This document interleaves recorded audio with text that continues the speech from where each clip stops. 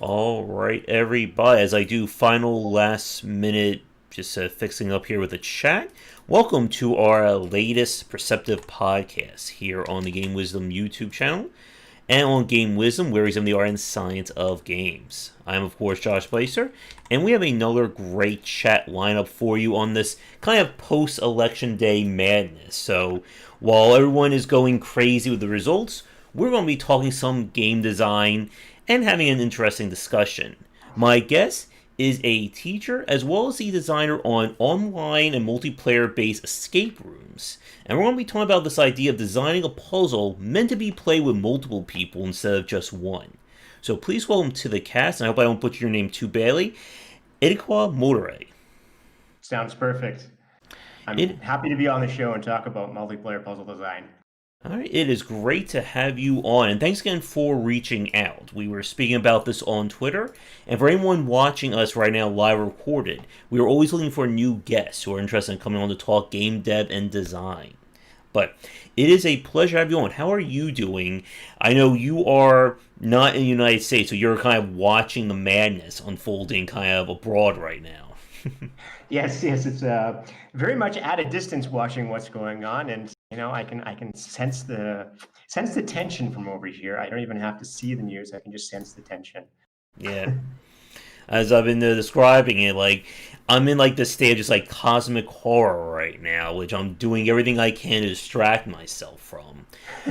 Which is apt because I just got another copy of a Junji Ito book that I'm going to be reading as soon as I'm done here as another form of distraction. Another more distraction. Yes, Well, I think you might have to fill the whole week up with distraction. I hear, right? yes, I do. But to begin our lovely design distraction here, for people watching us live or recorded, could you talk a little bit about your background and kind of like who you are when it comes to like game dev and your work? So yeah, I've been doing various forms of software development. I'd say somewhere between 20 and 30 years now, depending on how you count.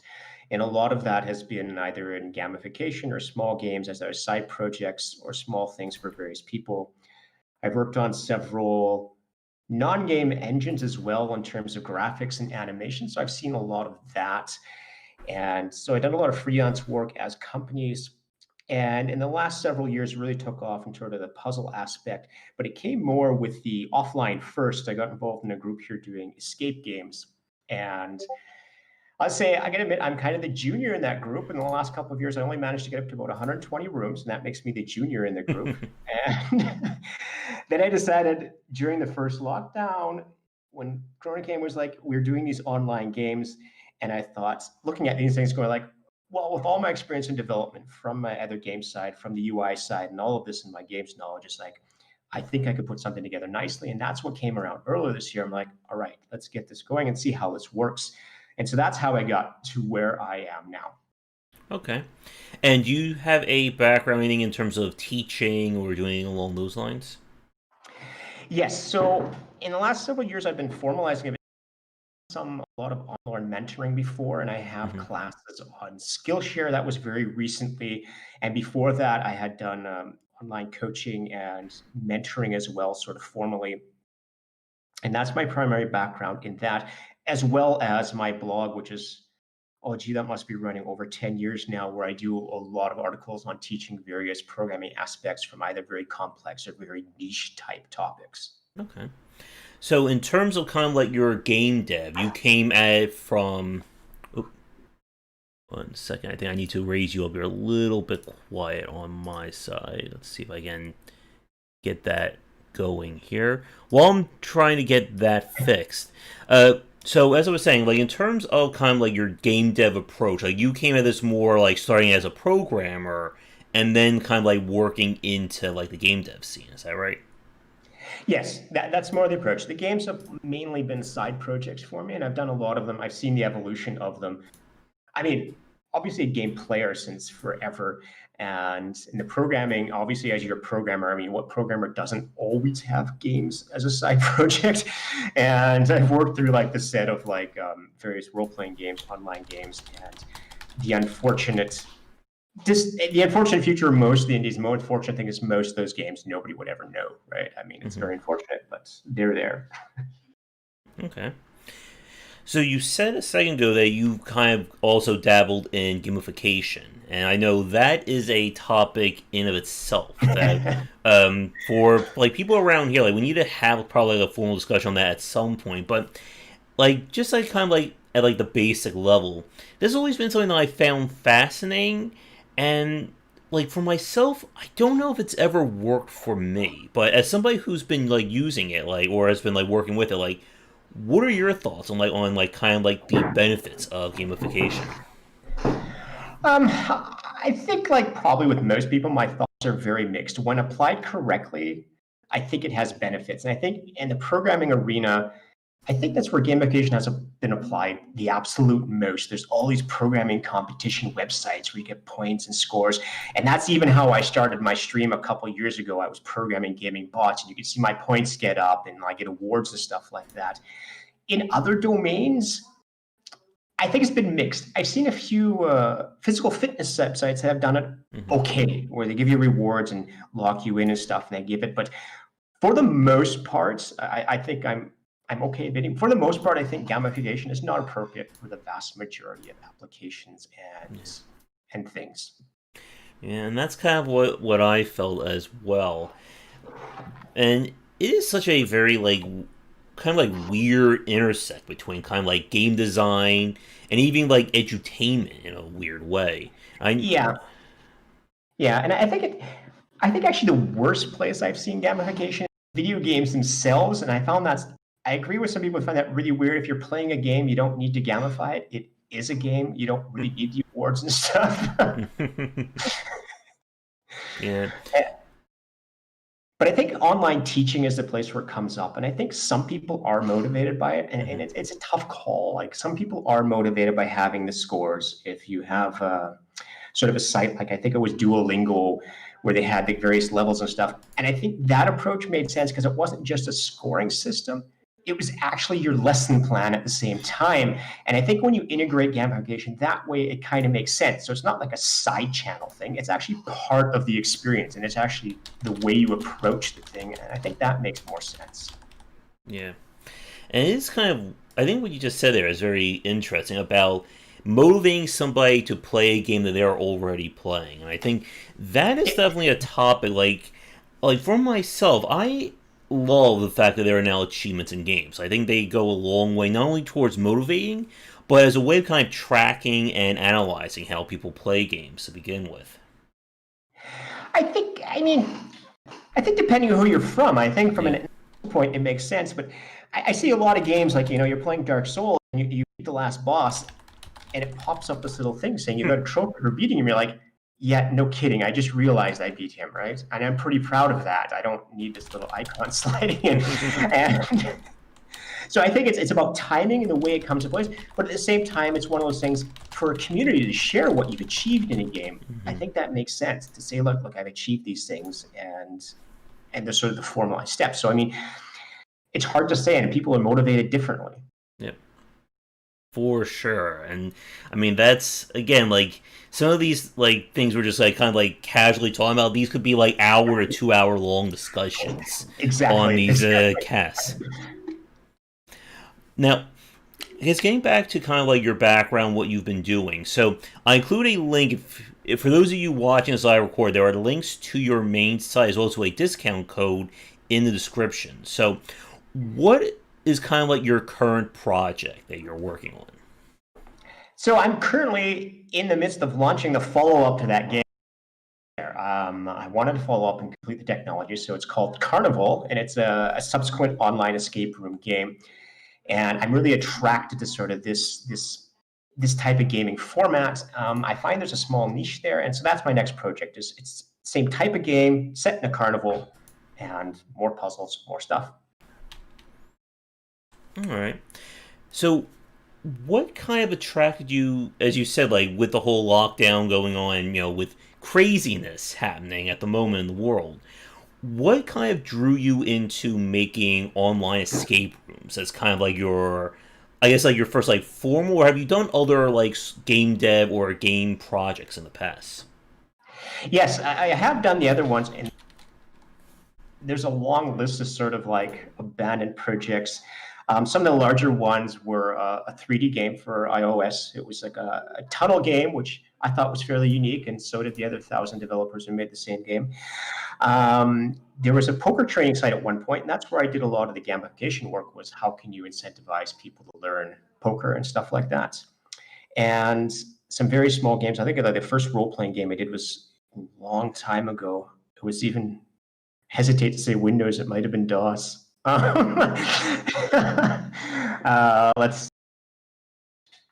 So yeah, and then so the escape game things that came earlier this year. So I'm doing a lot of live escape games. We do a lot of rooms, do these tours, and then we're suddenly not allowed to do tours. And the guy who runs the group, we're part of a team called Escape Roomers DE. The guy who runs it started setting up these competitions on Facebook. Let's do online games. And so there's this sort of rush for people to get online versions of their escape games. And what was very curious about that market was it's almost like a new market. It wasn't evolving out of the adventure game market. It was just a new sort of market coming to play. And I looked at that and I went, okay, but we could take all this adventure game knowledge and apply it to this and come up with something that blends the two together. And so as I was playing these games, after like the second one, I was like, no, I got to do my own here. I can do this. And so that's why I started working on that. It took several months to get the first one out, some play testing.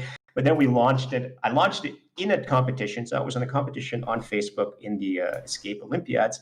And it was well received. And I immediately went to work on the second one. Okay.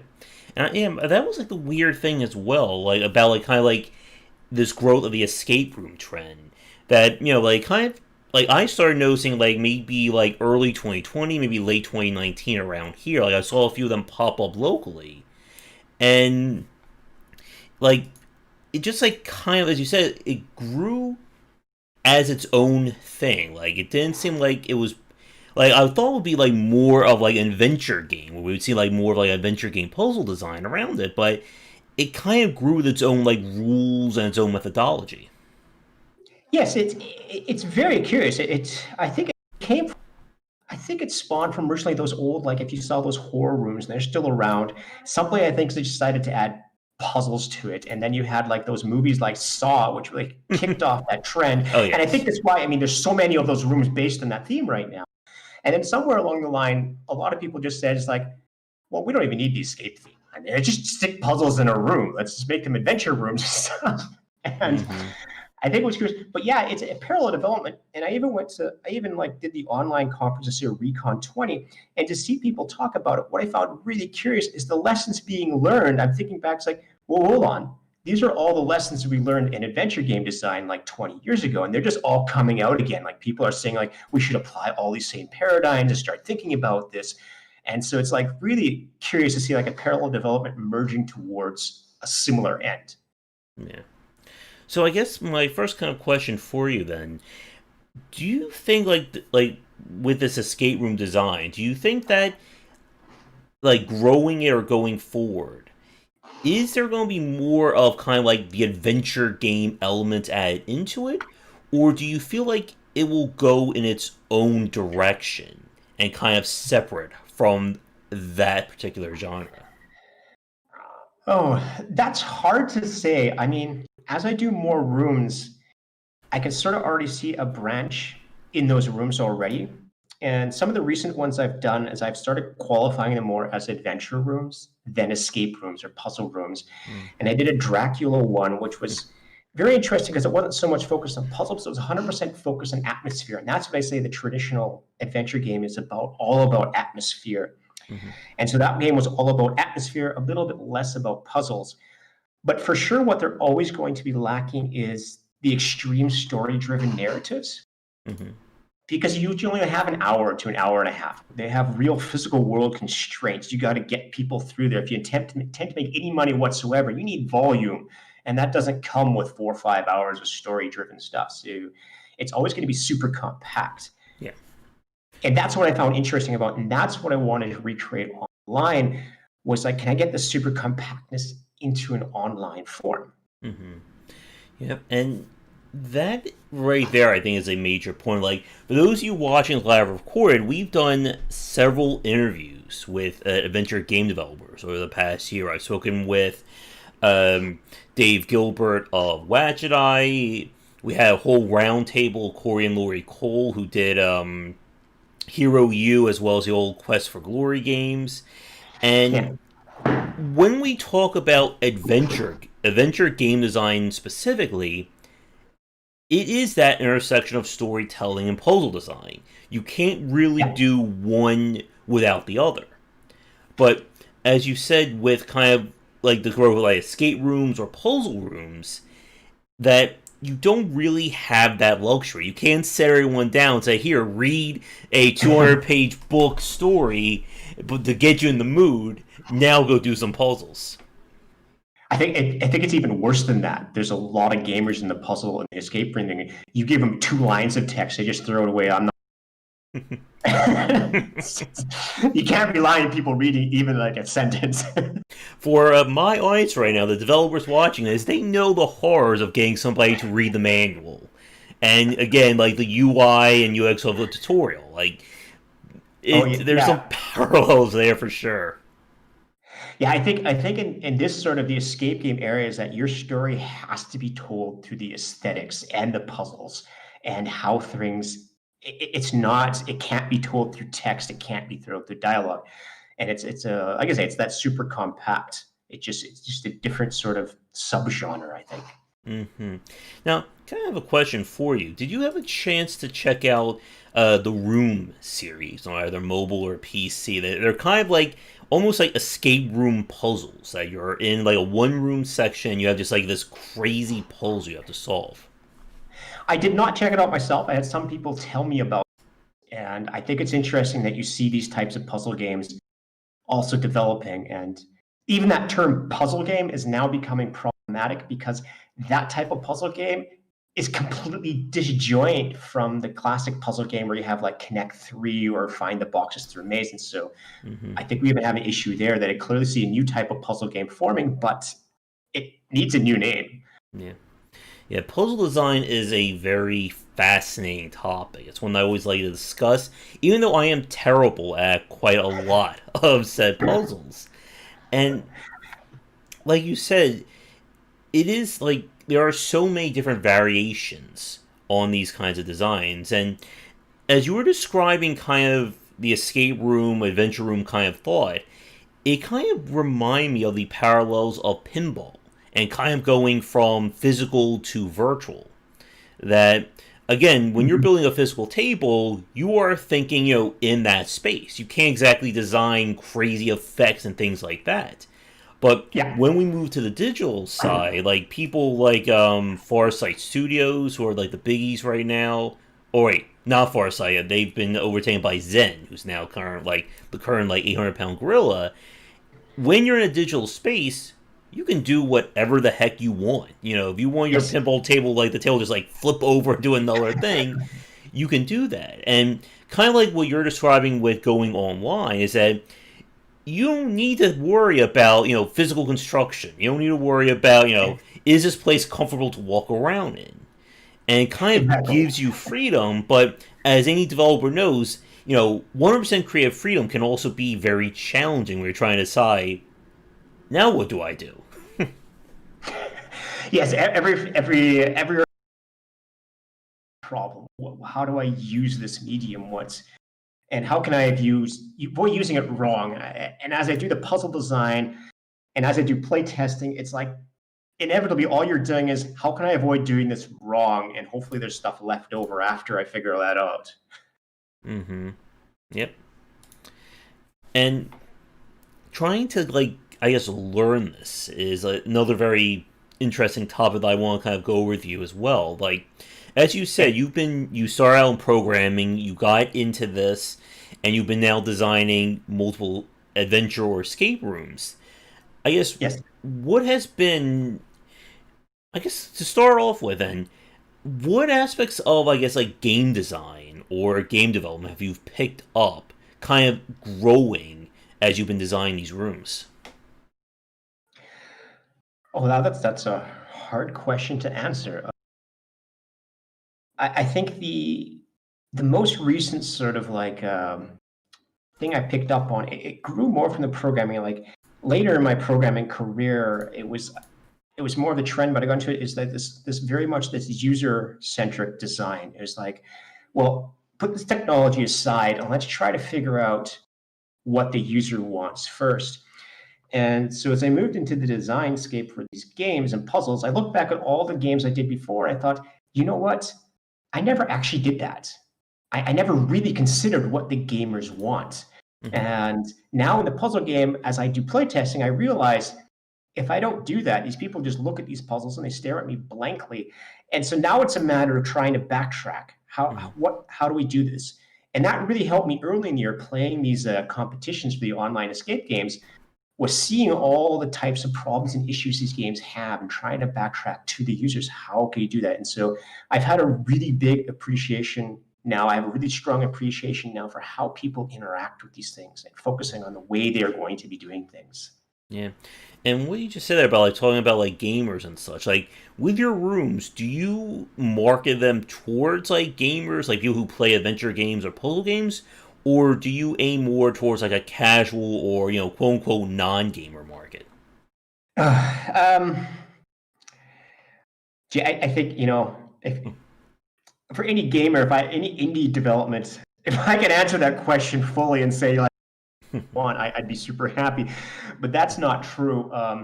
So, I mean, first of all, I have two sort of markets, and I was a bit surprised to find those markets are different. Is the traditional escape games, the physical ones, the adventure gamers, those markets don't necessarily mix. Putting that aside, in both of those, I really think you have to develop for the casual market. And as I have like more experienced people play the game, they'll go like, "Oh, that was pretty simple."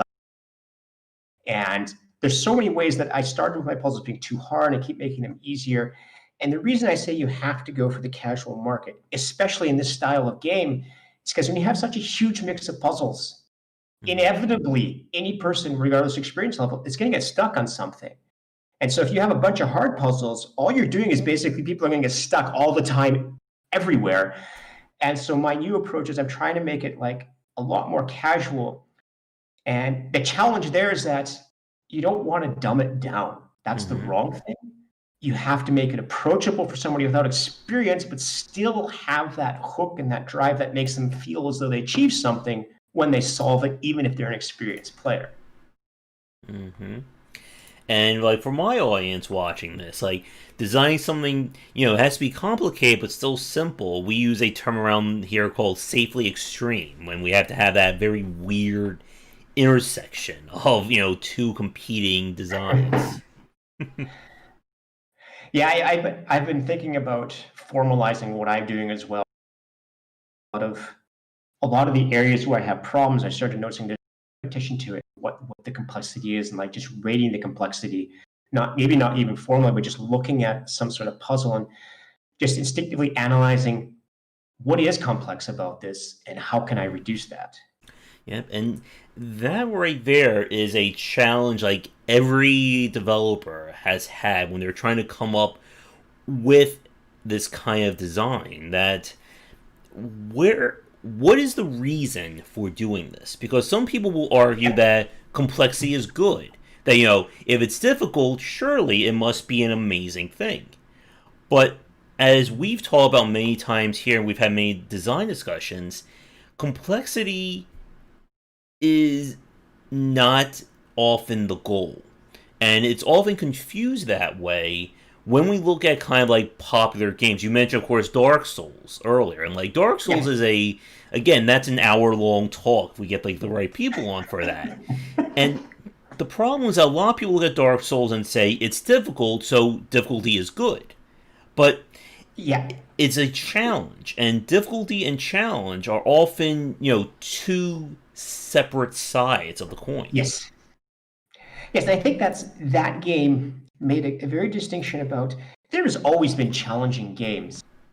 But that one sort of pointed out is that once you get into the game, and admittedly it's a pretty steep slope, once you get into it, those old challenging games seem to disappear. You no longer feel unfair in the game. It's not unfair to you. You feel as though you have a chance. You feel as though it's resting on your own abilities.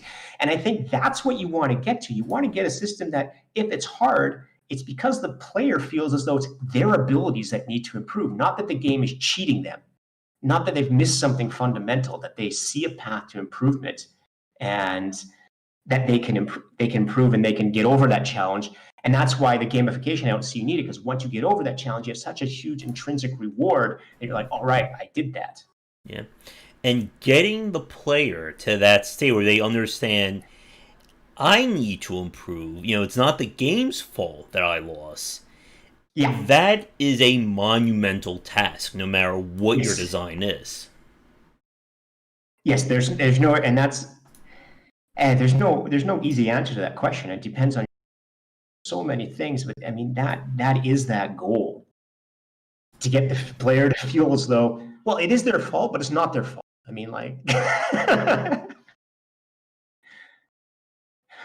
And my audience right now, the people who are watching us live right now, they are generally like core and hardcore gamers, and they have made fun of me whenever I suffer in a game, or if I get stuck at something difficult. And yeah. again, it's very hard to kind of, thread that needle in terms of design. And I think puzzle design in particular, and this is something that I recently did a cast with a designer, Gwen Frey. I'm sorry if she's watching, I butchered her last name there. And one of the problems that puzzle design or abstract design has compared to action gameplay is that, as we said, if you're playing an action game, you're having trouble, you can kind of figure out what you need to do and adjust. In a puzzle game, if you don't know what the solution is, or you're stuck, you're stuck. Like, it's not like running into a brick wall for an hour is going to magically solve this. And it was something that I've ran into, and this is something that we've had discussion about with puzzle design in general, that what happens when somebody gets stuck? Like, in most games, you don't have the luxury, or any game, of contacting the developer and saying, I don't know how to get past this puzzle, can you give me a hint? I think this is something that I've taken from the live rooms, which I think is a feature I really like. Is in the live rooms, you always have a game master. You can ask them for hints, or they just give you hints if they feel as though you're falling behind. And that's something I took over into my games. And you can at any point ask for a hint, and it's contextual hints. So on the screen, it slowly reveals more about it. And I really like that. I mean, because I was playing a game, another great game, Domino House. It's by another indie developer, same style. It was wonderful. And then I got stuck in one part, and they don't have the hint system. And then it starts to become really frustrating, because you're like, what do I do? What do I do? What do I do? And it's, as you say, you have no sort of recourse. And so I'm really actually liking the idea of interactive hints, because it's like, well, if the person really is stuck, let them hit a menu item. Let them go further, because in the end, it's their enjoyment. If you frustrate too long, you're just going to get angry. You're not going to enjoy the game. You just get angry at it. Yep, and the worst part is if you do just implement just a simple skip, and this is something that we see in a lot of games, if you skip puzzle 2, you may not understand the thought process for puzzle 3 or 4 or 5, and then you're more likely just going to keep skipping through it, and then all of a sudden, the whole game is over. You just skip through, 90% of the puzzles. Yeah, you need that puzzle building. I just saw comments here about Machinarium had hints. Yeah. And I actually played that recently, and I feel as though I have to comment on their hint system. Yes. They had hints, but they did a fundamental mistake of gaming.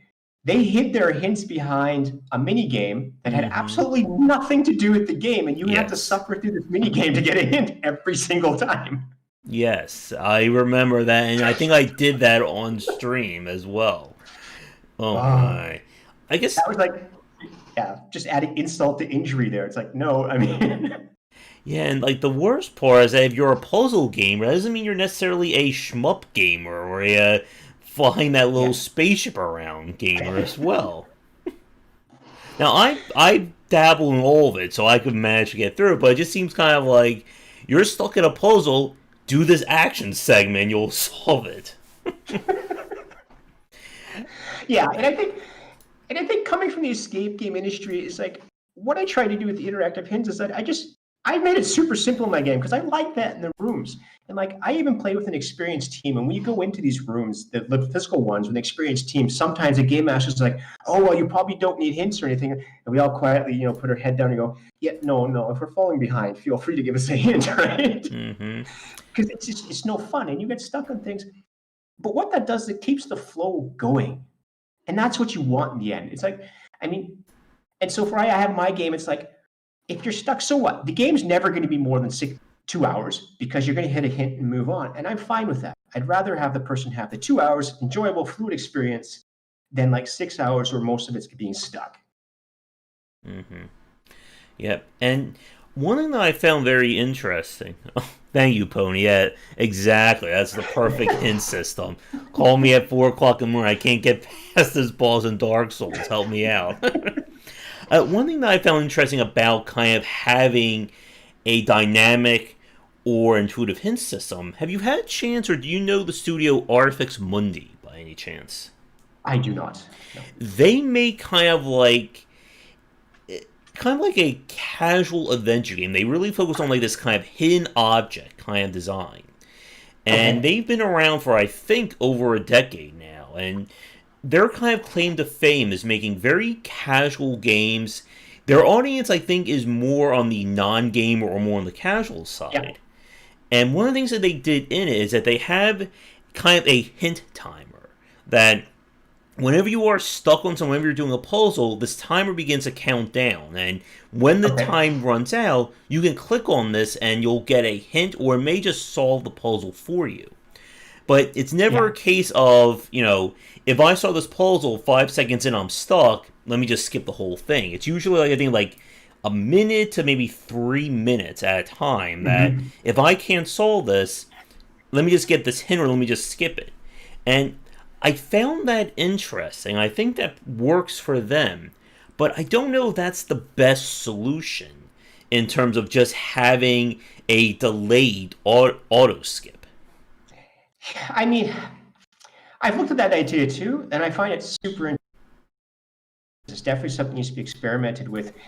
And I think there's a couple issues there is that I don't think you're ever going to get the timer right, how long you should wait before you know to pressure. Because as I do play testing as well, I see I start to get nervous. They're there like 8 minutes on a puzzle and you're wondering like, oh my God, they're super frustrated. And then 2 minutes later they figure out and they're like, oh, that was a great. Mm-hmm. But I thought they're super frustrated. So the timer is hard. What I do like is the idea of auto reveal and making just progressively things. So like, maybe a timer could say, would you like a hint? I think that might be okay. And what I'd like to experiment more with are like interactive hints rather than just giving textual hints is actually just reveal something more in the game, add more clues. But I think the issue here is that there's a huge development cost behind it. And inevitably, if you've divined most of your puzzles correctly, most players will never use the hints. So it's really hard to justify development cost. Yeah, and that right there is like the nightmare of UI and UX design. Because if you do it right, nobody will ever notice it, nobody may even use it. You do it wrong, and everybody is going to complain about it. Yeah. This has been a real challenge for for what I'm doing, the multiplayer, the text pop-ups in the game. Because I realized when I started this, I don't actually have a model follow for it. All the online multiplayer games are all generally action games where you have the chat box, and that doesn't work for the puzzle games. And so inevitably now I'm still struggling with it. How do I do the correct thing for informing people? And it is sort of a UX nightmare, and there's a lot of them. Anytime you hit a new sort of aspect, I think maybe this is how you could define that you've had something new, is that you start looking around for UX examples, you're like, uh-oh, I don't have any. Yep. And it's hard to kind of figure this out, especially with puzzle design. And that, I think, takes me to another interesting question for you. As you said, in terms of like the adventure room, escape room design, you aim for what, like an hour to 2 hours, like tops for it? Yeah, and I'm targeting that right now too, because that's just the market I had. I'm targeting a market where we can basically sit down and play the whole game once through at one time in a team, sort of like an evening activity type thing, and then move on. Not something you keep coming back to the same game. Yeah.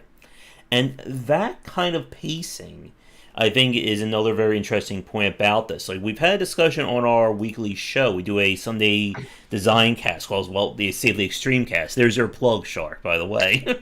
And we talked about this idea of micro games or a micro design, something that is, 45 minutes to an hour at most, or even just like going, for like a 2 hour window. And when you kind of compartmentalize your game like that, it presents, as I'm sure you're well aware of, its own unique set of challenges. Was like you said, like this is not something that if somebody doesn't solve it, they're going to come back tomorrow, or you're going to expect the same person to do this every week. Once they're done that night, win or lose, most likely that's their one experience. Like they're not going to come back to this.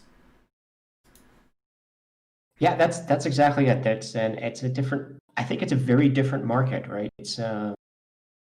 I think it's a good market to have, and you have. It's just interesting. It's interesting to design for. Like there's so many things you can't do. Like even the most basic thing, like priming people with any type of tutorial, it's out the window because you have no time for that. Yeah. It's just like if it's not understandable from the start, that's it. I mean, it's too much. Yeah. So I guess as a kind of a follow-up then, as a question for you, when you're like coming with like a puzzle, how long, I guess it's a two-part question, like how long do you normally spend thinking about a puzzle when you're coming up with it for one of your rooms? I don't think I have a fixed time. I think it's almost kind of random that like sometimes the puzzle just sort of falls into place, and sometimes it's just more complex. I guess for these first two that I've done, it's been a bit different because I've had to do the technology. It's a different technology behind it. So anytime I had a new idea, I'd have to program the technology. But that side aside, I think it's just kind of random.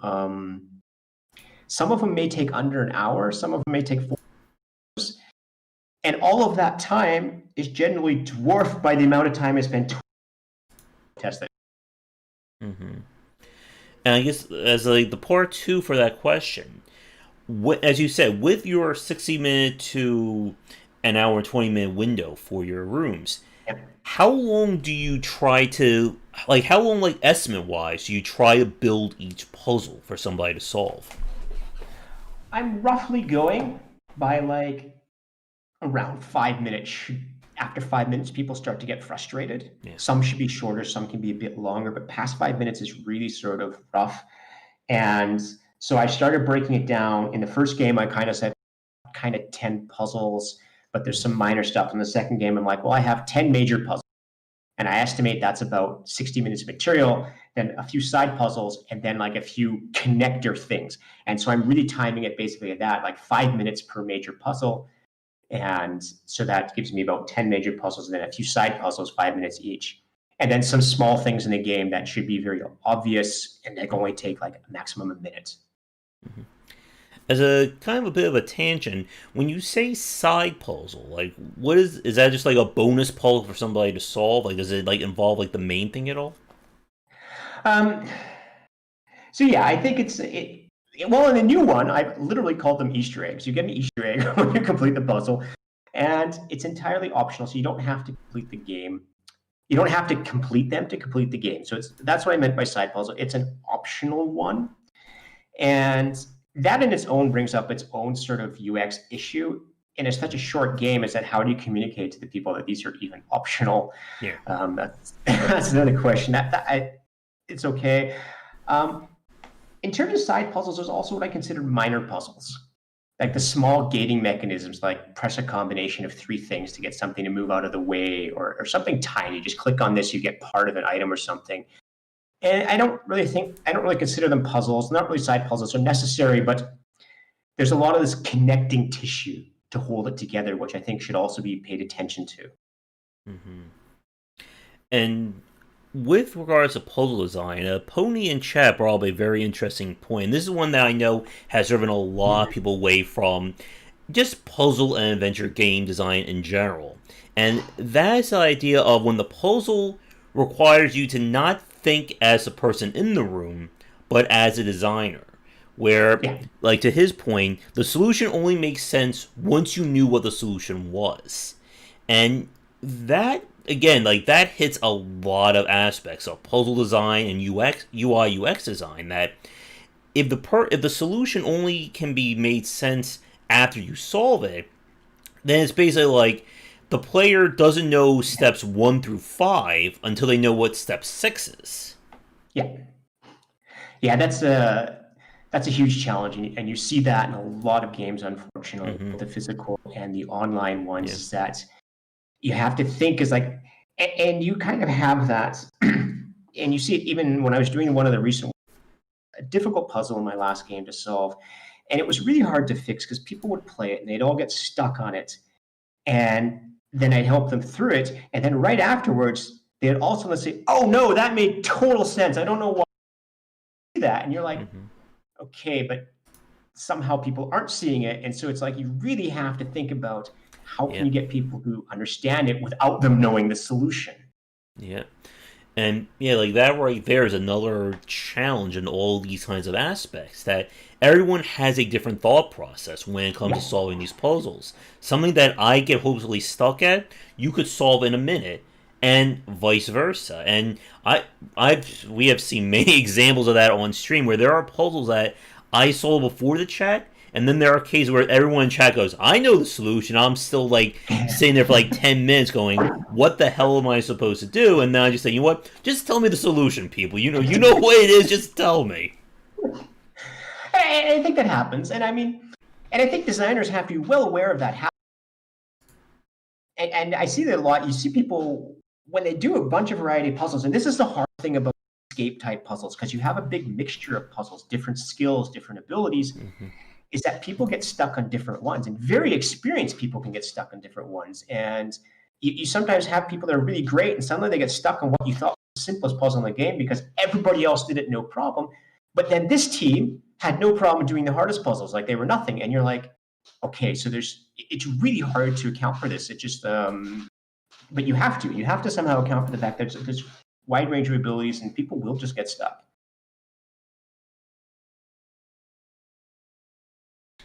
Oh, sorry about that. Yep, and I was looking at this in chat, and like Pony made another point about the eureka moment, and Yeah, that, as you said, like with some of the people who solve your puzzle, like you can be sitting there watching them. They're 5 6 minutes. It looks like they're hating it, and then the second they solve it, it's the best puzzle ever. I yeah, figured it out. yeah, But the problem, and this is something, actually, this is an interesting point I want to ask you about as well. The idea of brute forcing a puzzle. Like, for myself, for people watching me on stream, we have done this many times where the solution is just not working. I am just going to do ABC, no, BAC, no, CBA, and it will solve it, or hopefully it will solve it. But it kind of, again, robs the person of yeah. that feeling that I know what's going on. Like, it just becomes, random chaos. And all of a sudden, yay, it's solved. What did I do to do it? I don't Yeah, know. it's yeah. There's different ideas. I think for the forcing is that you don't forced brute forcing is usually a bad sign. But at the same time, there's a distinction here, and we have this discussion in live rooms too. Is that if you have like a combination and you know two of the three numbers, is it Hmm. acceptable to just try the other 10 numbers? Oh, I've never done that, right, Chad? We've never solved puzzles like that. And so, I mean, and a lot of people are totally okay with that, and other people will try to find the whole solution. And so it's curious. So I think there's two different types of brute forcing. If you're exhausting like 10 options, I think that's totally different than having to go through 100 options. If you go through 100 options, clearly something is broken. You should never have to go through that many options, with the exception that occasionally you can find puzzles where you can actually reduce the option set. And I think there's also a eureka moment there too. Like I've had some physical ones where it's like, oh, well, actually, you don't have to flip all the switches. You can just use a combination of these. And then I felt clever for figuring out the shortcuts, even though I had no idea what the puzzle actually was. Yeah. And I guess, like, building off of that, in terms of kind of like the puzzles that you've built, what kind of like logic, or could you give us? I guess without spoiling too much, but like, what kind of puzzles do you particularly like to design in your rooms? Oh, there's a bunch I don't like to design, I Mm-hmm. think. I don't like to design ones that feel like the classic sort of lock puzzle. I mean, like figure out the combination. I don't like math type puzzles. I really like ones that feel as though I like the integration aspects, regardless of what the puzzle is. I like it somehow. For me, it's interesting to integrate it, not just like it's a static screen stuck to something, but how does it combine elements in the game? How does it feel as though you're actually using the elements in the game, and as though the stuff actually makes sense, as opposed to static images stuck to places that you're just looking at. And so I'd like to say I have the most fun designing puzzles. And when I come up with a unique one, I really like it. But I mean, I can't rest on coming up with 10 unique puzzles per game. I'm going to be very honest. Most of the puzzles are going to be derivative because it's a wide puzzle space, and to come up with something truly unique, it's extremely hard. So if I do have an idea, I try to run and see what it takes me. Mm-hmm. Yep. And it is very hard to build like all these variety of puzzles. And again, you run into that same issue as we said a minute ago that if each puzzle has its own different set of logic to it, if a person can solve, your second puzzle but has no idea about your third, what are you going to do then? Like they're going to be completely stuck. Yeah, yeah. This is. I wish I had better answers for that. Like what to do. I think it's kind of the appeal of like room and the online escape room. You're working different sort of abilities as opposed to, I'd say, the classic puzzle game where you have like the one puzzle and 100 levels of the same puzzle, and it just increases in complexity, and you can expect the people to know it. And that creates that huge problem now, is that how do you make sure people know how to solve this, how to even interact with the Mm-hmm. puzzle, and to know, so they have an idea of how to actually solve it. It's a real challenge there.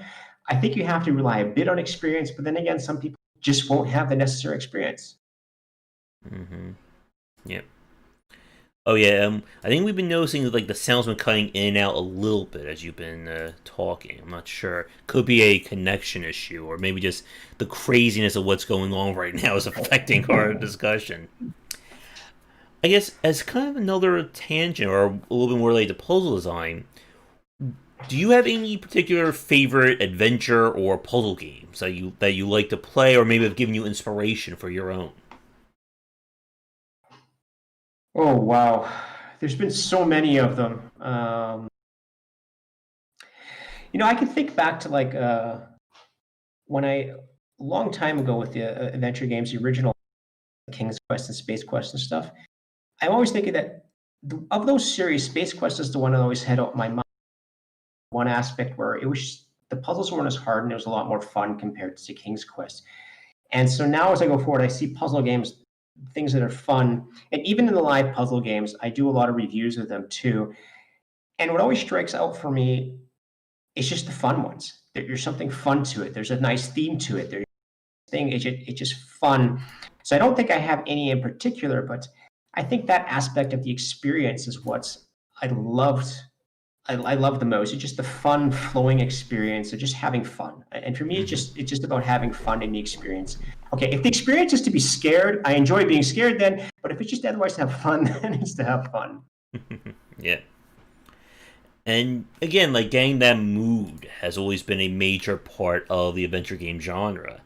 Yes. And it has been very fascinating to watch. And I think it's been like this could be kind of a tangent, this could even be a discussion on its own about kind of the rise, fall, and rise of the adventure game genre. This is something that I have spoken with, again, like very notable developers in the space earlier this year about. That we kind of had that drop off of the adventure game genres, kind of like maybe like early to mid thousands. Then we started to see it come back with like the likes of Sam and Yeah. Max, Telltale, and now the independent scene has really been carrying this ball of adventure game design. And like with like the adventure room and escape room kind of market itself, like I just wonder if there's like any parallels between kind of like how the adventure game genre has changed to what we're seeing now with escape rooms.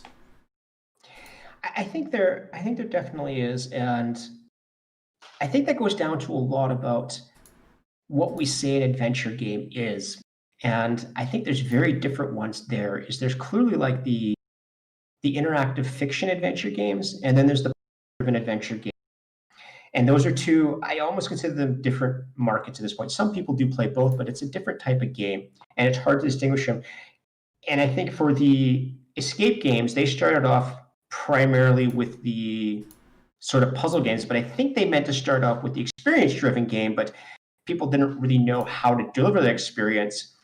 But people doing the horror rooms before did, so they kind of merged them together through some puzzles in a room, and so you have this new experience. But because they want this heavy interaction, I think they're going more towards puzzles. And so I think you do see that parallels. And I think I saw that with like started becoming more and more puzzle-like, and some went more and more fiction. So you see these patterns coming through. And what I think is important for any game designer, whether it's the physical, the online adventure, or puzzle game, is just understand what game you're developing. Put the genre names aside for a moment and decide what type of game do you actually want. Mm-hmm. And that, I think, was kind of where we saw, kind of like when the divide of the adventure game genre happened about like maybe 15 years ago, that we saw like from the European side, they went kind of like all in on puzzles, getting even more outlandish and illogical as they went on. While, the Western and the American side of the development went more towards storytelling. We're going to move away from the crazy puzzles, but we want to tell this, unique or amazing story. And, the puzzles are more secondary or third to that experience. Yeah, and I think that makes it's really interesting because you really want, as a designer, you kind of want to say, look, I want to tell a story, but I want a puzzle game. And I kind of have the feeling, especially in a compact form, it's almost not really compatible. You have to tell the story through the environment. And I see the same thing with some of the story games, is that the moment you're into story mode, if you're focused 100% on the story, you're almost going to anger your players if you throw in some complex puzzle. Passively enjoying the story, reading the stuff, and then suddenly it's like, I got to do what to go further? This has nothing to do with the story. Why am I here? And it's, I think it's important to understand what you're actually designing. Mm-hmm. Yep. And as you said earlier, with the rooms that you've built so far, that you've had to kind of figure out, okay, I want there to be this theme or this setting, but at the same time, it can't take 10 minutes or even 5 minutes to introduce somebody to that. Yes, exactly. And theming is, you see that in a lot of the live escape rooms too, is that some of them really focus on theme, but it can't get in the way. It's like theme almost has to be secondary because that audience is there for puzzles. Mm-hmm. And they'll forgive a bad theme, but they won't forgive bad puzzles typically. And so you design around that. And even my first game, the prototype one right now, the reason it's called prototype is because it's kind of, the theme is that they inherited a room that doesn't really have a theme. So I could get away from having to focus on a theme so much in the first game. The shortcuts of game development are always wonderful to discuss. And talking about that a little bit more in terms of like the pacing and design, another aspect that we haven't really touched on that I think could really be useful here is kind of the flow of how you design a room, or even how you design your puzzles. Like we've said, that the adventure game or an escape room or adventure room by design, it is a set of puzzles. You're thinking about this, puzzle 1 to puzzle 6 or puzzle 10, whatever. How do you think about things in terms of, I guess, quote-unquote, scale? Again, puzzle design, puzzle difficulty, that is, a very amorphous topic. But, like, when you're thinking about building your room out, how do you think about things in terms of, okay, I want this puzzle to be solved first, this will be the second one, and then, like, this is going to be our finale, our grand final test in this room? So I think the goal is I like to have some parallel. So I have like little flow charts I draw on paper, and I wish I had a whole wall to draw them, but my notebooks are lines and little symbols to try and connect puzzles together. So what I'm trying to do is I'm trying to create a gating experience. So there is parallel, but the whole world isn't open at once. And that's because if it's too much to do, people get lost as well. But if Yep. there's too little to do, when people get frustrated, then they're stuck. So I like to have a little bit of options for them to do, but at the same time to try and find a way to guide them through the rest of the game. And so in the new game Carnival, I did that a little bit better. The last game I had it too. There was like cards you have to collect. In a new game, it's a bit stronger. There's like tokens you have to collect, and they all sort of lead to that puzzle. And there's a few gates. There's a very few gates. In practice, the gates didn't work as well because people opened them all relatively quickly. And but I do. There needs to be some flow, and I do like to mapping out the flow is really challenging. Is part of why I'm working on my game engine. Tries to faults for me and says this, you can't actually do this. I'm going to do more and more of that. But I do have like the flow charts, and I think that's the biggest part of the design is like I have all the, and I'll be honest, I tend to start with like the puzzles I want first, and then I'll backtrack through the flow, and then I add a bunch of interconnecting puzzles to it. Yeah, and what you said about kind of, the locks or giving the player too much or too little is another important point. This is something that a lot of older adventure games have definitely suffered with. That you'll pick up, 37 different items, and then you have no idea what any of them are used for, where they go, and then we once again get back to the whole brute force. I'm going to just go through my entire inventory. Use A on this? No. Use B on this? No. Use C on this. And eventually something will happen, then you move on to the next one, we repeat. And that behavior, you can see that playing it, that they're so conditioned on for it, and it's like, oh no, what's the problem with that? And they just start clicking on stuff you don't want that. But yeah, that's hard to design around. And so part of what I've done, at least in my game now, is I think a few games I saw recently did that too. That was I think Machinarium does that well. Once you use an item, it just gets rid of it. It's gone. And I try to do that in my games now. A lot of items disappear, and the ones that don't disappear, mainly for technical reasons, I actually have a separate part of the inventory now that says no longer useful items. So you can look at them, but it's clearly marked, hey, don't use these anymore. They're just there for various reasons. And I think managing that's really hard. I think that's the important aspect of gating. Is certain gates in the game, make sure people have gotten rid of most of their items, the complexity is gone, so that once you go through that gate, it's clear what you use in that scene, what you can bring to the scene, and what is used where, because, you don't want to create this endless complexity if here's 1,000 things to use. Yeah. And there's, as we said, like, there's that psychology of the person who's doing this, that if you give them something, they're going to assume that this is an important piece that must be kept. And many adventure games and puzzle games have always had those red herrings, where you'll pick up an item and you'll be wondering, why the heck is this in my inventory? I've had it in there for the last 5 hours. It has been used for nothing. And then if you throw it out, if you remember the old school adventure games, like, oh, you threw out that item you thought was useless? Well, it's used for the final puzzle, game over, restart. It's, And you recent sort of stream about this too, and about when I do my play testing, red herrings are the things I'm looking for the most. Anything in the game that's sidetracking people, anything doesn't make sense. And at the last Escape convention, when I talk to people live and stuff, there's a universal hatred for red herrings. They have no place in puzzle games, and you should work to get rid of them. So anybody who intentionally adds one has just not been listening. Just get rid of them. They should not be there. And this was in live escape games as well, too. Initially, when you first start playing the games, you go into these games and you're new. It's like, oh, why is all this stuff glued down? This isn't realistic. After you've played a couple games, you're like, thankfully, most of the stuff is glued down. I don't know. I don't have to use this. I can't actually take it. And it's like, it actually improves the experience. Yep. And again, a lot of this is about trying to figure out the psychology of the people who are playing these games. And it is hard to do this, whether or not you're making an adventure game or just doing sets of puzzles. And I guess here's another question for you. As we said, given the hour to 2 hour limit, or kind of like we were aiming for, have you ran into a situation where you've come up with too many puzzles and you've had to like cut one or two of them out of the room?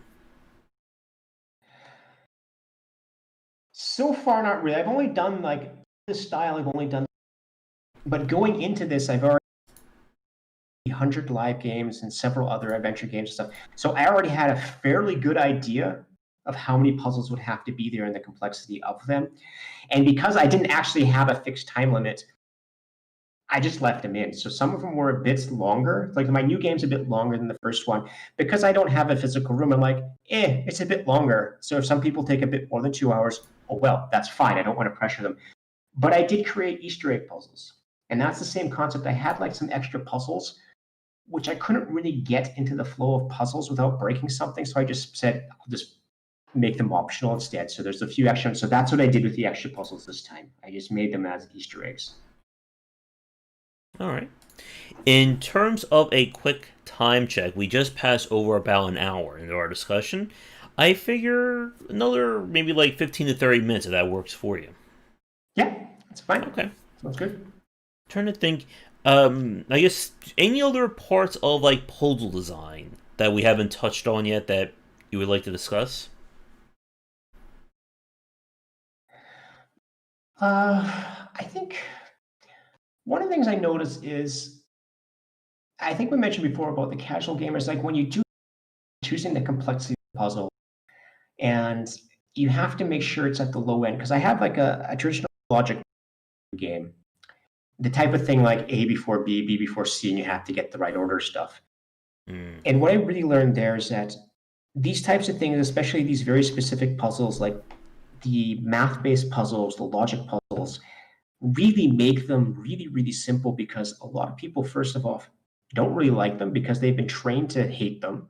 and also it's hard for some people, even though they find the rest of it, it's just, and I think it's partly a conditioning, badly done math and logic puzzles. And so people get them. I think some people just immediately just hate it.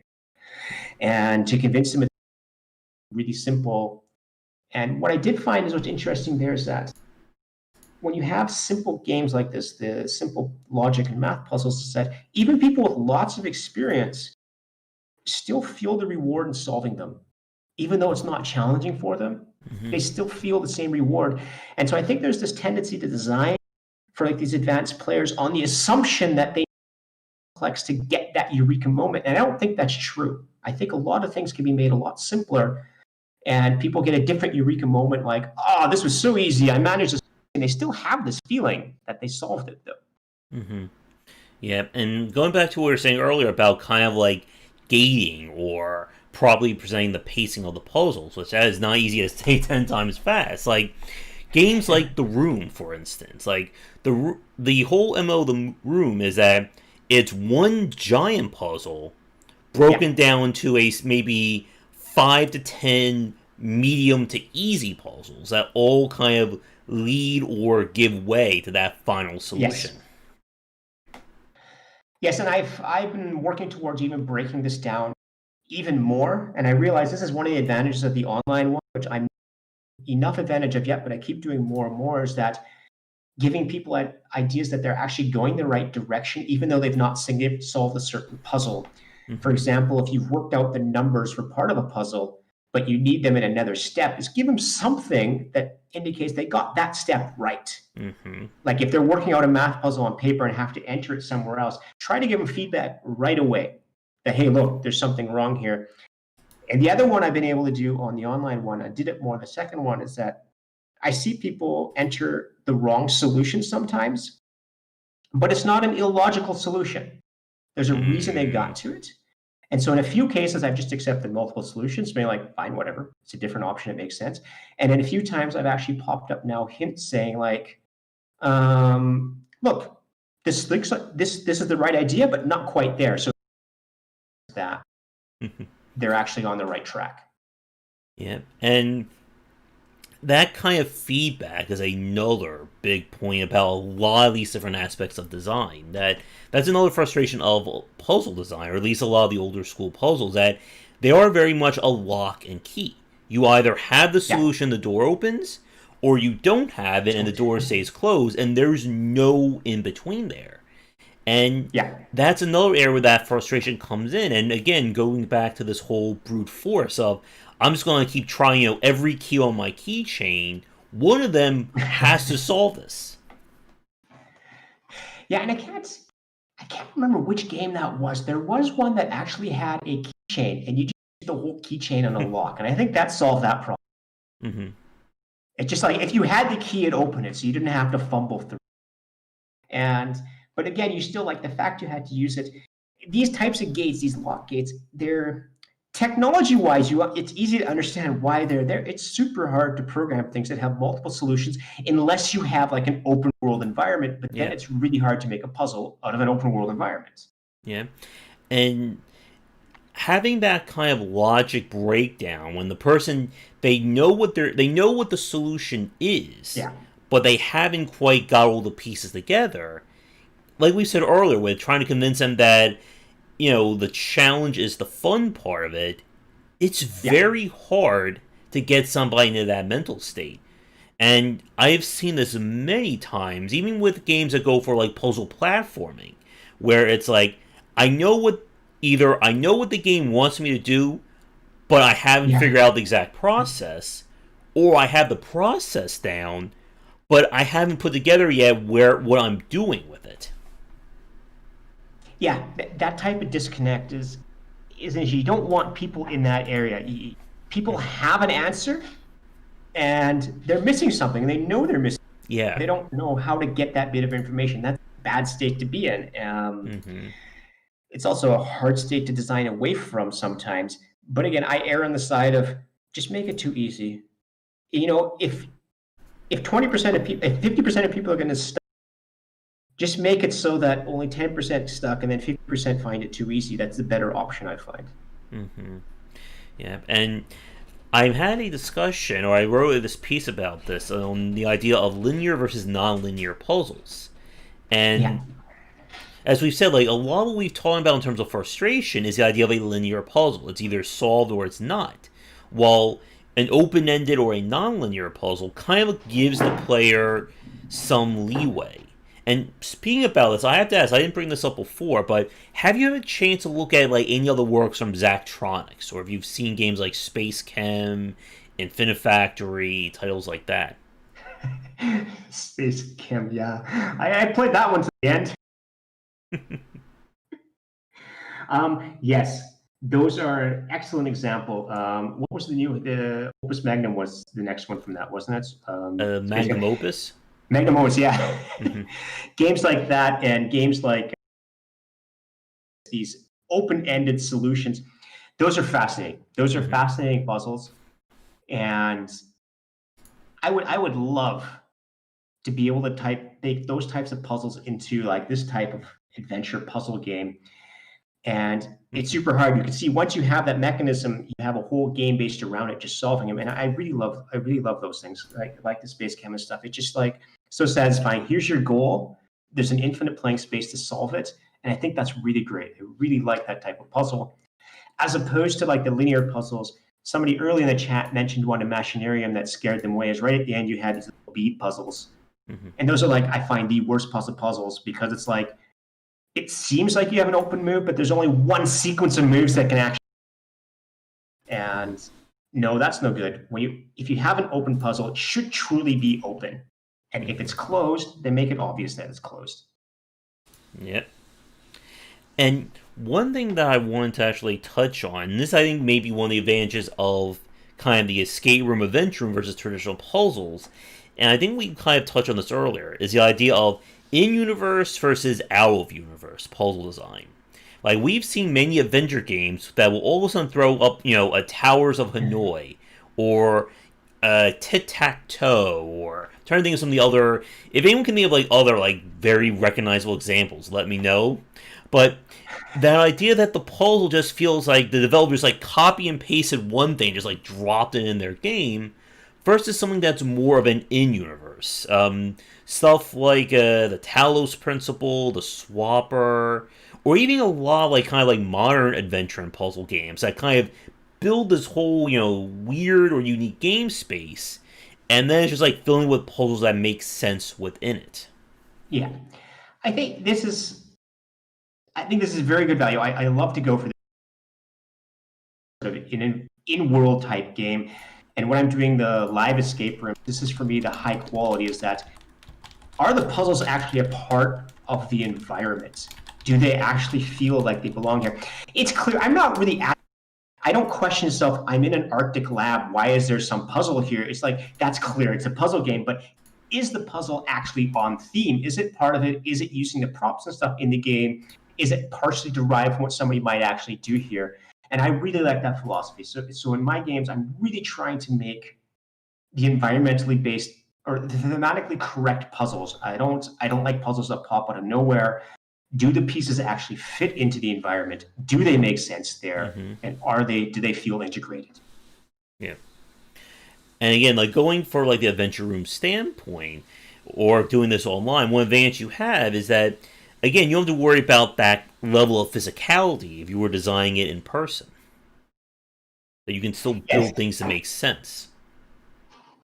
Yeah, I think when you're in person, people give you more leeway. But I also find it online, you do have some leeway in the sense that unless you have those open world games like the Space Cam or just open world games, people understand you have to cram a puzzle into the environment. So it's not going to be 100%, but basically, if it feels like part of the environment, it's okay. Mm-hmm. Yeah, it feels like it takes place within this space rather than just Yes. again the developer saying, I just cut and pasted something from somewhere else and just put into this game to add another 20 minutes of puzzles. Yeah, for example, if you just click. Oh, I'm sorry, you kind of cut out there when you were saying that. Yeah, so if you the example was clicking on an arcade machine in a game and a different game pops, you know, kind of outer world or clicking on a random board.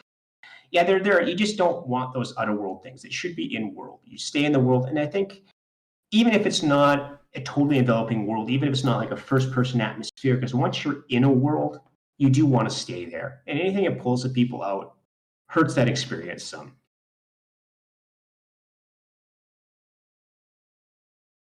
Yep.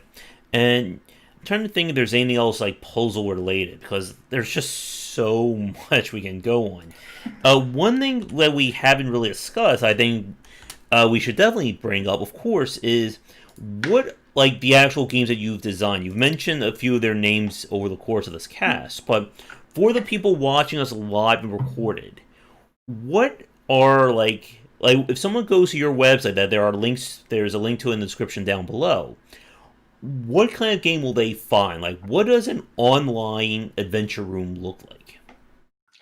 So if you go to Edaqua's room right now, I have the current game prototype. In terms that most people are familiar with, this is it's a point and click game focusing on puzzles, but it's not linear puzzles. It's, various logic puzzles, mixed puzzles. And I say it's hard to describe, but it is a point and click. So you present with various screens. You have some things to find, some logic to work out, some connections to work out, and you do a bit of exploration. So there's a few multiple rooms you have to find, a few things you have to open, and a few items you have to use. So in that sense, it's closer to the traditional point and click adventure, but it's very compact. There's no avatar in the game. It's first person in the sense of it's a side view, but first person that you're not controlling a character, you are the character, and so you can navigate really quickly and bounce about through it. And but it has that point and click feel to it. Mm-hmm. Oh, John, want to know how do you pronounce your first name? You joined late. So yeah, I'm Edaqa. There we go.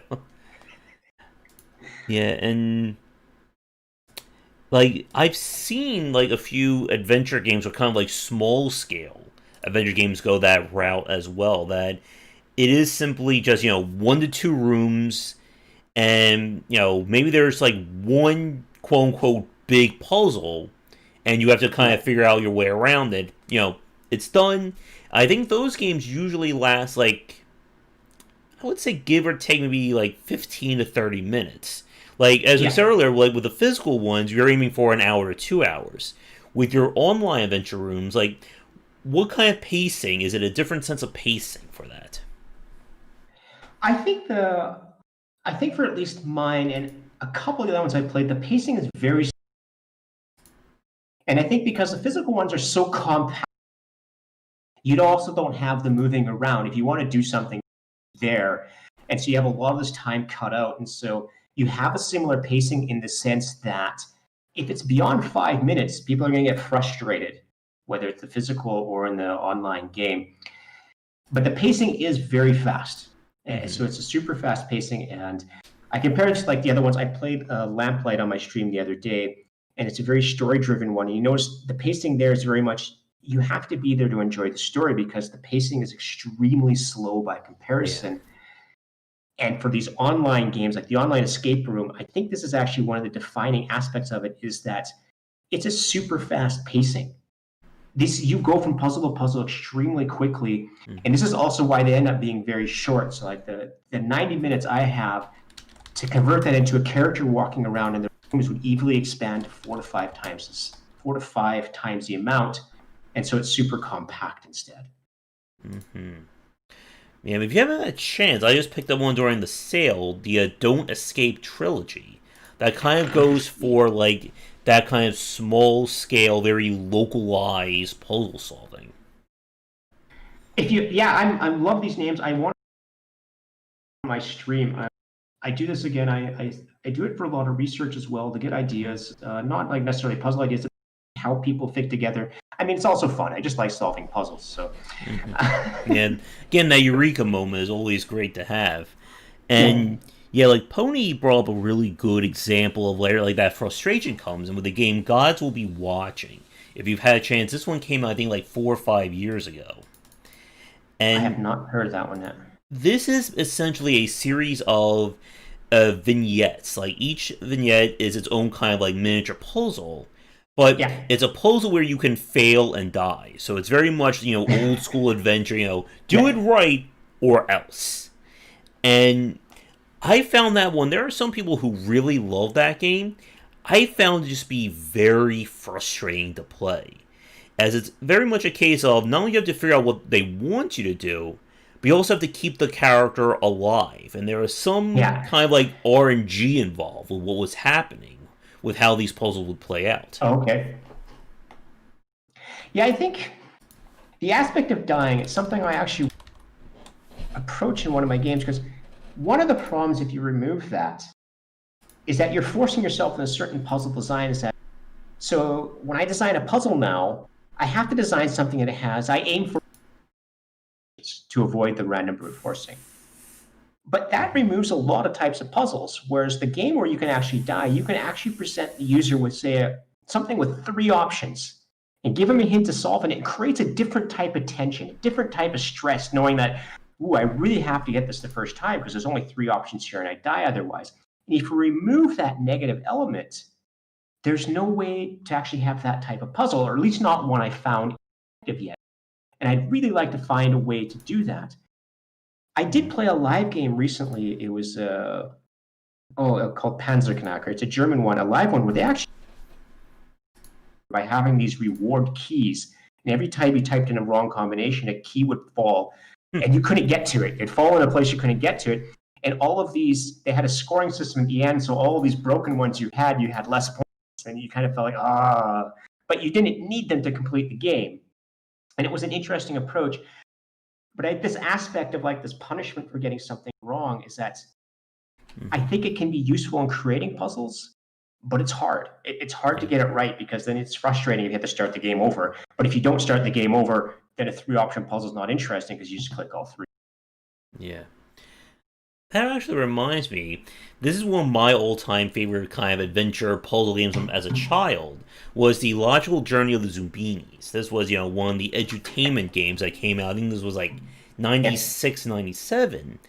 And one of the things they did was, basically, there's the perfect way of solving a puzzle. You get all your little Zubinis across it, and then if you mess up, you start to, like, lose part of your crew. Like, they don't die. They just get, sent back to a previous area.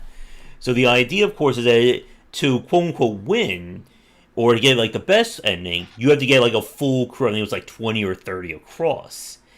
And if you mess up, you're still building towards that grand goal. It's just going to take you longer.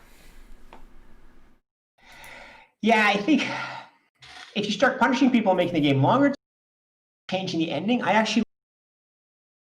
like when the ending differs based on what you did. And it's again, that's hard to do.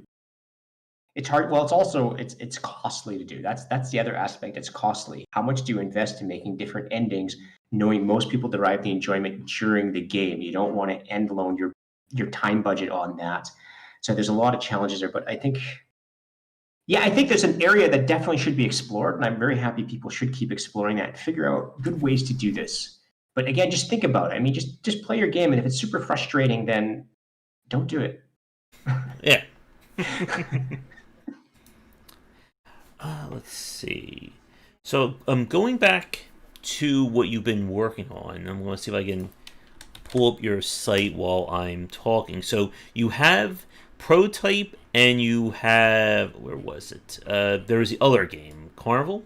Carnival, and it's coming out like within the next week. Okay. It's actually all there online. It's just and it's right away here though. Mm-hmm. I guess one thing that we haven't touched on yet that I think would be interesting, the idea of having multiple people in the same area. Like, this is, I think, one of the things that kind of differentiates, again, traditional adventure and puzzle games from adventure and escape rooms. That when you're playing a puzzle game, it's oftentimes just you. Or in my case, having an audience mock me and make fun of me while I'm trying to solve it. But when you have multiple people in a room, how does that change, I guess, both the dynamic and how you design your puzzles? Yeah, I think for me, this was one of the big things I want to achieve. So my games, they are meant for a team of 2 to 4 people playing them. And in terms of adventure games, there's not a lot of them doing that. Some of the online escape rooms do that, and it's a tough experience to recreate. And when you design games around it, there's 2 ideas behind this. You either just don't design games or puzzles around it, or you design ones that actually require it. And there are a few out there that make it really nice. The ones where you actually have different rooms and people end up going different places, so you actually have to communicate with each other to solve the puzzles. That type of puzzle solving is really nice. And that was made popular with like the Don't Talk game, the one where you had to defuse a bomb as well. Oh, yeah. We tried that one on stream, and we did not do well. It was basically my fault because of it. And so, so the online was like, I like this communication aspect, and I will do a game that does that. But at the same time, my current ones, they're suitable for team play in the sense that when you mix a bunch of puzzles together, you have more experience. So a solo player is going to take a lot longer, and they might hit more frustration. But the team is simply have multiple ways of looking at it. And I do have a few things in my game that are faster with a team, just because you want to look at one thing and do something else at the same time.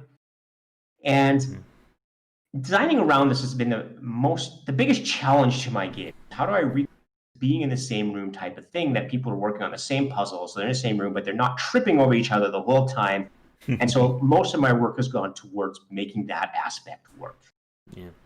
And the whole idea of a co-op puzzle, I find it to be both fascinating and frightening to design at the same time. And it reminds me of, I'm sure you've heard of Portal 2, and Portal having its own, the whole co-op puzzle campaign section. And I've not seen the co-op section, no. Oh, yeah, they added that. It was either added afterwards or it's its own separate mode where 2 players solve unique puzzles. And we've seen, there's been smaller scale games. We've been playing a lot of them co-op wise on our nightly streams or our Friday night plays, where 2 or 3 people have to basically work together to solve a unique puzzle. It could be a case of, I have tool A, you have tool B, we have to put it together, or we both do the same things. It's just a case of, okay, I go over here, I do this, you go over there, and we got to kind of like, sync ourselves up to figure this out. Yeah, I think I like that mechanic, and I will do a mechanic. My first rooms, I wanted to make sure they could player, just so you have more of an audience, but I do want to have the co-op mechanic, and I have played some that have that. And you see that mechanism in live ones, but I've seen on a few of the online ones where it's like the last one we were in 2 different cells online, and one of them has a TV monitor that has the information that the other person needs, and you have to tell them what they have to do, that type of thing. And I like that type of community game, but it can go overboard. You can't have all the puzzles like that. You need to have a mix of them. Yeah, and it can be hard to keep 2 or 3 people invested in these puzzles that are just we all have to do our own unique thing, versus say like a puzzle that's Yeah. let's just put our heads together and figure out this one solution. Yeah, and I think it's what's interesting is watching teams, and I'd say the most fascinating thing about games has been watching people play them during play testing, to just see how people think and reason about these things, and how teams work, and how very differently the teams work. Is that some of the teams are actively talking to each other. They're what they see and what they do, all their ideas. Whereas occasionally you have other teams that are looking at it. One guy who says, "I've got this, you guys go on," and then he comes back, "Okay, come back and look at this, I've solved it." And so you have these very interesting team dynamics. And so I don't think you can make too many assumptions about how people play the games. And if you're doing this type of puzzle, you kind of have to understand the various mechanics, but just let the people divide and conquer on their own will. And I think that's the problem. If you have all of them require the communication, some teams will get frustrated because they don't all work that way. A few puzzles, okay, but not all of them. Yep. And speaking about playtesting, I think that's another interesting point that I think we'll talk about that next. Like, I want to kind of stay on like the whole co-op side of things for another minute or two. That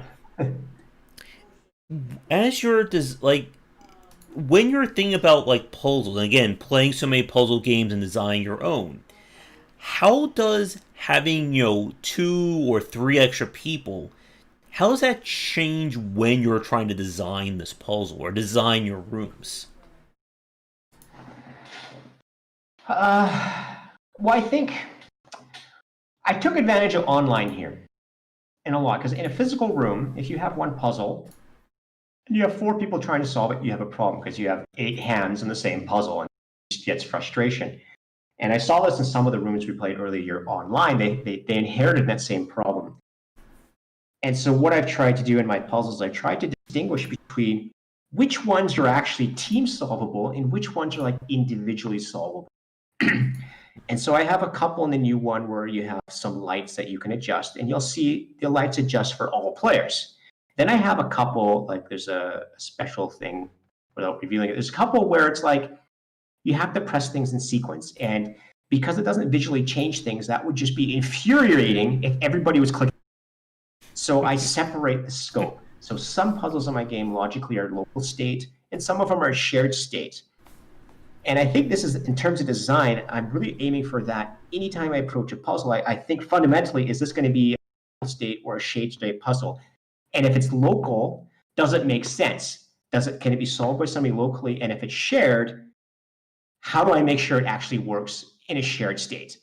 And I try to avoid the thing being somewhere in the middle. It's like I'm forcing it either side. And I think that's really helped me to make these games to work. Yeah. As you're describing, like 5 or 6 people all trying to do the same thing at once, it just brings up like memories of when you're trying to open up a car and the person keeps hitting the button, you're messing with it. Yeah, exactly. And to John's question, I think that's an interesting one about how do you keep that from being gimmicky, but also single player solvable.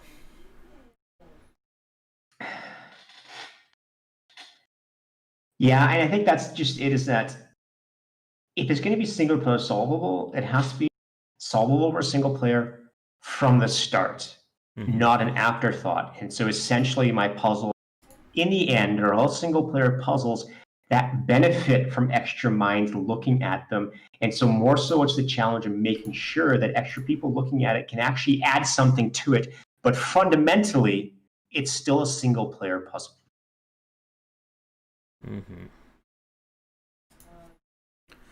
All right, and going to my other question, I think we'll begin to wrap things up in the next few minutes because I'm kind of running out of puzzling questions for you as well.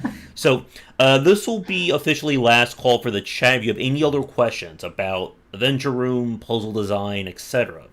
But I want to go back to the topic of playtesting because I think this is a very important point. Something that I bring up whenever I have well, just about any developers on, but especially adventure and puzzle game designers. Was like we said, puzzle design is oftentimes very black and white. And trying to get feedback around that can be very difficult. As you said, you could have somebody spend 10 minutes on puzzle, solve it, and be like, I love this. You have somebody else do the same exact thing and go, this is the worst puzzle I've ever played. So, like, when you're, like, watching people and you're looking for, like, playtesting, what are some, I guess, major tells or major things that you look for as you're watching somebody try and figure out your room? I think the major thing I'm looking for, and I didn't realize it, I said red herrings are the first thing I'm looking for, and I'll mark everything as a red. Anything that's sending somebody off on the wrong thought process, I make a mark, and if I can adjust the design to remove that, I'll keep doing it. So that's the big one. And the second one is listening for silence, and then looking for random stuff. When people start randomly clicking, then it's just like, okay, something's wrong here, and try to figure it out. And so what I'm really watching for is there's a flow. And so I think I have to get more experience with this, is to understand when there's a thought pause as opposed to when there's a broken pause. And so that's what I'm really looking for, is red herrings aside, then what's wrong with the puzzle? Where have they stopped? And this is why having people talk live, think about the process, it really helps me. It really helps me to see what they're trying, what they're doing on the screen, and try to understand where their logic is. And I'm just trying to make it easier. And I think, and I've got it wrong sometimes. Like I say, sometimes some, and then other times clearly they didn't like it. So I'm trying to start erring more on the side of caution. Is 8 minutes. I tend to think, well, most people probably aren't going to like that if they sit there that long. Mm-hmm. So maybe try to figure out a way to make it a bit shorter, a bit easier. But I think that's the thing. Those are the main things they're looking for in the playtesting. And as you were talking about earlier, in terms of, cutting out the complexity, or if the player is stuck on, let's say, step 6 of a 10-step puzzle, and we even talk about this with the hint system as well, I guess, do you have any examples of adjusting a puzzle to either make it easier or make the clues more pronounced for somebody trying to solve it? Yeah, I'm just trying to think of the ones I have. Mostly I'm doing mostly in the recent. So I have a lot of the red herring ones are the easy ones I have examples of.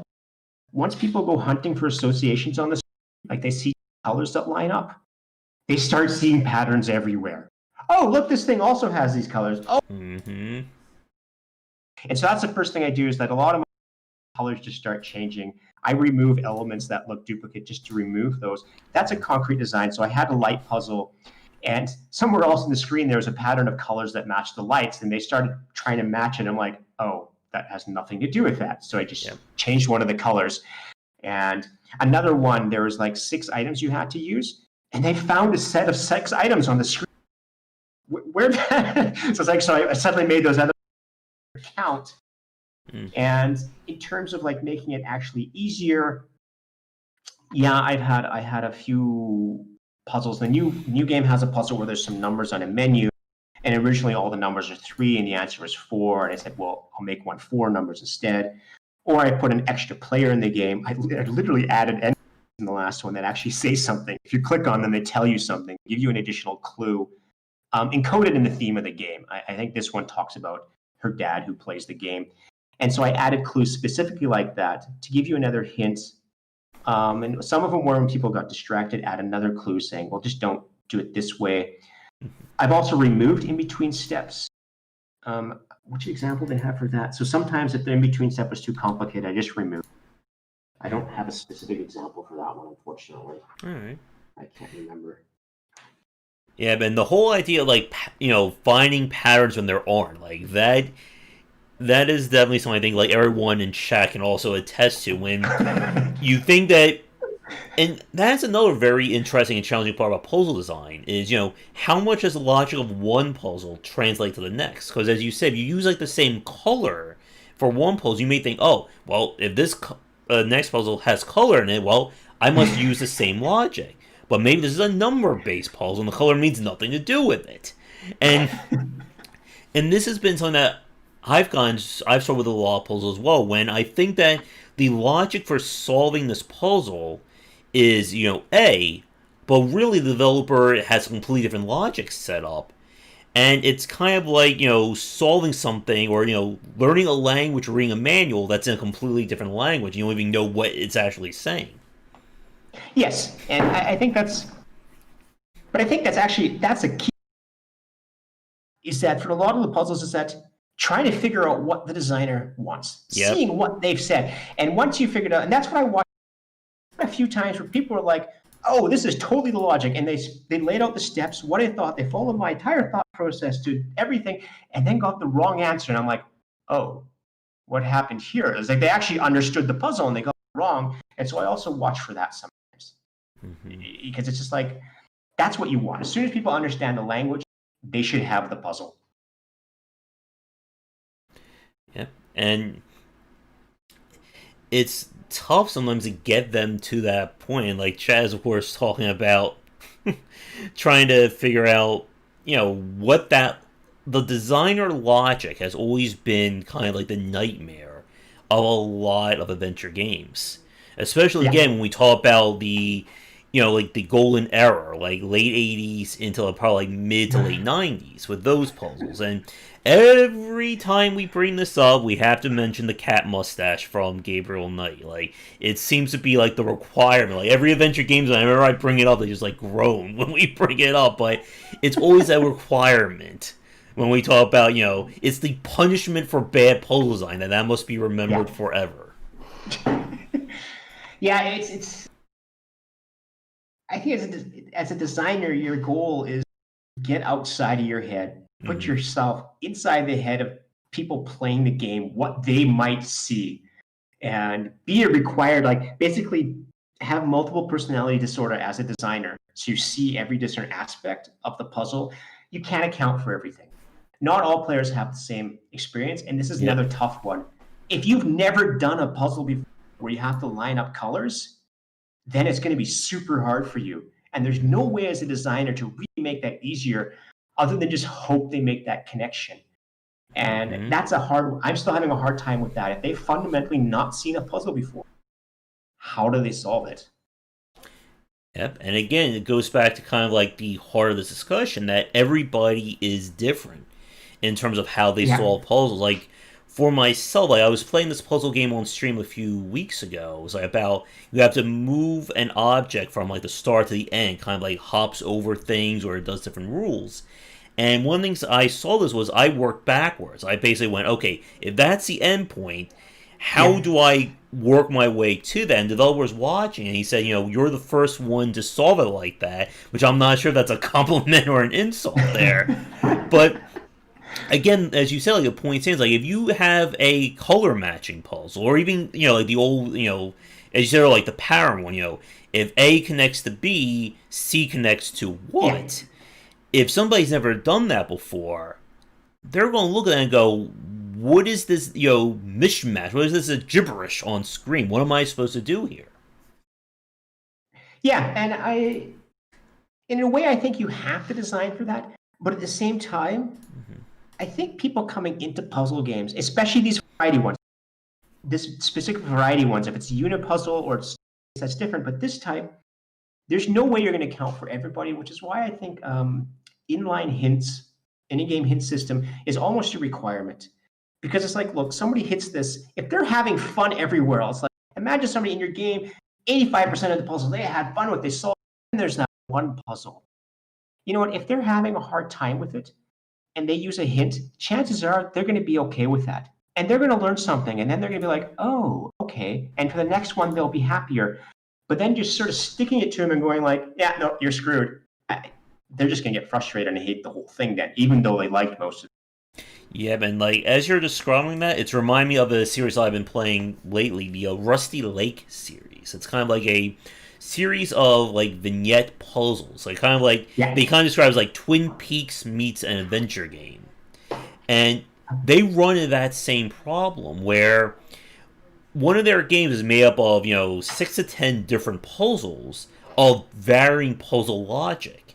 And each one that I play, the same thing happens. It's like I solve four of the six easily, and then that fifth Yeah, one, I have no idea what the heck they want me to do, and the whole thing is now grinded to a halt, and I yeah. can't solve without looking up the solution. I don't think you want that as a designer. These games are ultimately supposed to be fun. They're not like a test to some elite sort of puzzle. Like, they're just fun. I mean, just let people play. If they want a hint, let them take a hint. Let them move on and just let them have fun. Yeah. And question from chat. Again, like I include a link to Edaqa's site in the description down below, and your games are available for purchase there. Do you have any Yeah. intention of selling them on any, digital platforms, Steam, Humble, etc.? At the moment, it's not something I want. Well, I mean, it's obviously it's something I not something I now, and I think that has to do because of the target market I was initially going for. I was going for a target market where it's coming from the escape rooms, so a lot of these people will not actually have any of these digital platforms, and I wanted to be available to them. So I chose the platform that was accessible for them originally, and but I paid attention to it. There's nothing fundamentally preventing me from porting this at some point, but at the moment, I'm enjoying focusing on the games, developing the games, and I'm going to stick with that for a while. And I think it actually works reasonably well in the platform, like in the web browser. So it doesn't feel like a web game. It feels like a game that just happens to be in a browser. So I think that I did that well enough that I don't think you'll be disappointed with that. All right. And I guess with regards to either like co-op puzzles or to the games, actually, very quickly, for the game that you're working on now, Carnival, how does Yeah, that differ from Prototype? Either puzzle, story, or anything along those lines. it's more thematic this time. So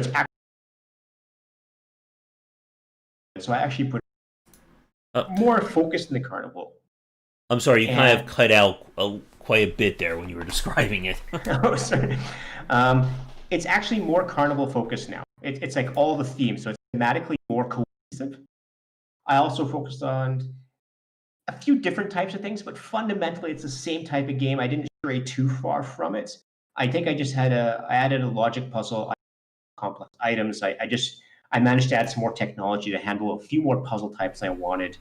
I added a slight bit more animation to the game, but really not that much. So a lot of minor improvements, a few different puzzle types, and but a more cohesive theme. All right, and I did you say earlier you were like about like a week or so out from releasing that one? Yes, I actually have the final version is live now for Uh, now, so I'm just waiting when I release it, and it'll be within a week or so, I'd say. all right.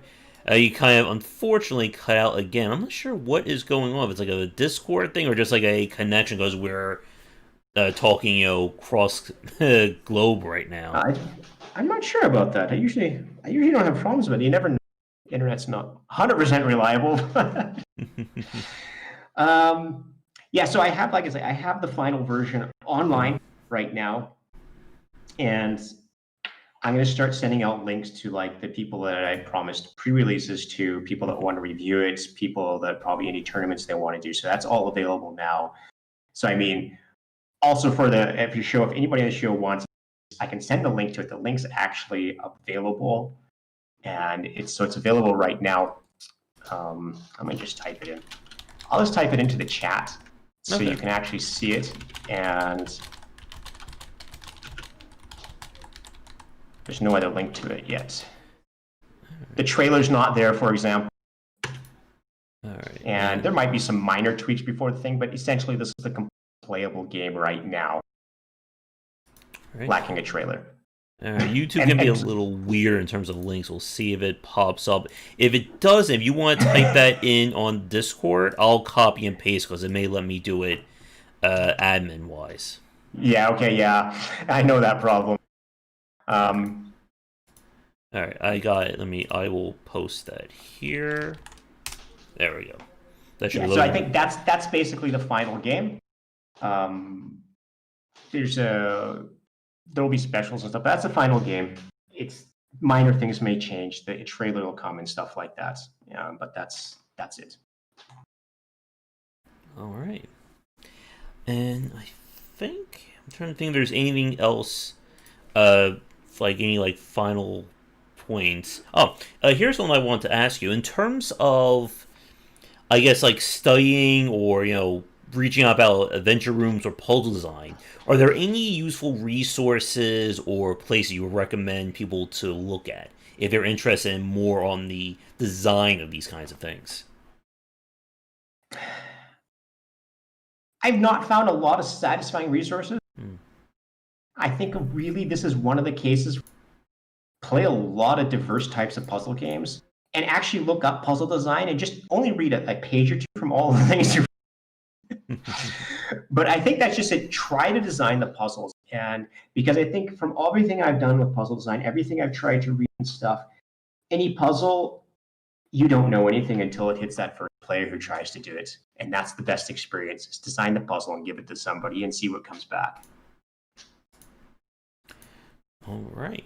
So I think with that, to begin to wrap things up for our discussion, as we said, Carnival is going to be due out soon. I put the link to that in the Yeah. chat as well. Do you have any plans or any thoughts on what you're going to do next after Carnival? I'm going to start working on the next, but I'm going to actually try and make a smaller one, sort of a more focused puzzle that's a bit smaller, and I'll just play a bit more with the technology to bring out something new in the browser, something I can do there. But it'll be another puzzle game. I'm really enjoying developing, enjoying people's reaction to them.